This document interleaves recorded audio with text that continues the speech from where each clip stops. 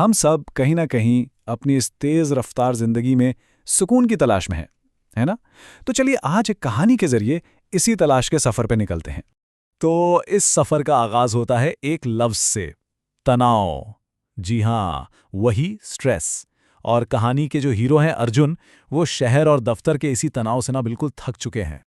तो सवाल ये है कि अर्जुन आखिर भागना कहाँ से चाहते हैं। चलिए एक नज़र डालते हैं उनकी दुनिया पर। एक ऐसी जगह जहां हर वक्त बस भागम भाग है, हर वक्त दबाव है। और देखिए ये फर्क कितना साफ नजर आ रहा है। एक तरफ शहर की दुनिया भागम भाग, हर वक्त टिक टिक करती घड़ियां और तनाव ही तनाव, और फिर दूसरी तरफ है गांव, जहां सुकून है, अपनापन है और वक्त है।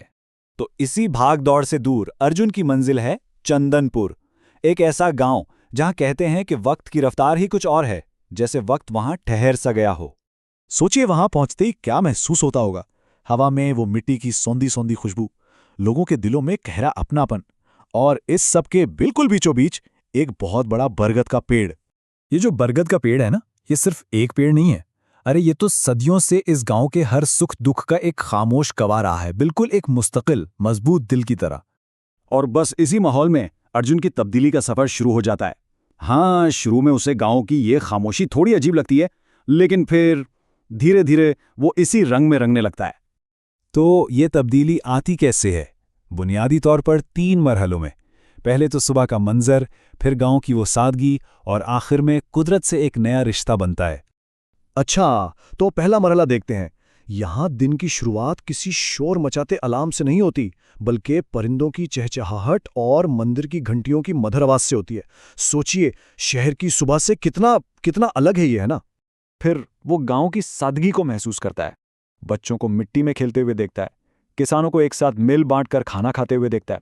असल में इन्हीं छोटी छोटी चीजों में एक बहुत गहरा सुकून छुपा है। और फिर आखिर में वो कुदरत से, नेचर से दोबारा जुड़ता है। नदी किनारे बस खामोशी से बैठकर ढलते सूरज को देखना, और बस इसी एक लम्हे में उसे वो सुकून मिल जाता है जिसकी उससे शायद बरसों से तलाश थी। लेकिन ठहरिए, कहानी का सबसे अहम सबक तो अभी बाकी है, और ये सबक उसे मिलता है एक शाम गांव के एक बुजुर्ग से। और जरा ये बात सुनिए, ये इस पूरी कहानी का निचोड़ है। बुजुर्ग कहते हैं, बेटा, शहर में सबके पास घड़ियां तो हैं, पर वक्त किसी के पास नहीं। और हमारे गांव में, यहां घड़ियां भले ही कम हों, मगर सुकून और वक्त की कोई कमी नहीं। वाह, क्या बात है! इस एक जुमले में कितनी गहरी हकीकत छुपी है ना? बस ये एक जुमला सुनकर ना अर्जुन की जैसे आंखें ही खुल जाती हैं। उसे एहसास होता है कि जिंदगी की असल दौलत पैसा या कामयाबी नहीं, बल्कि सुकून और अपनापन है। चलिए जल्दी से कुछ लफ्जों पर नजर डालते हैं जो इस कहानी की रूह हैं। पहला है तनाव, यानी वही स्ट्रेस जिससे अर्जुन भाग रहा था। फिर साक्षी, यानी गवाह, बिल्कुल उस बरगद के पेड़ की तरह। फिर प्रकृति, मतलब नेचर, जिसने उसे सुकून बख्शा। और आखिर में सादगी, जिसमें असल खुशी छुपी थी।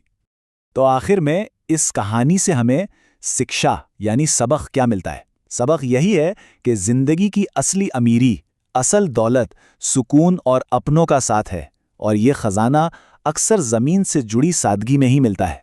और ये कहानी खत्म होते होते हम सब के लिए एक सवाल छोड़ जाती है कि आखिर असली सुकून और हकीकी वक्त कहाँ मिलता है। इस पर सोचिएगा जरूर।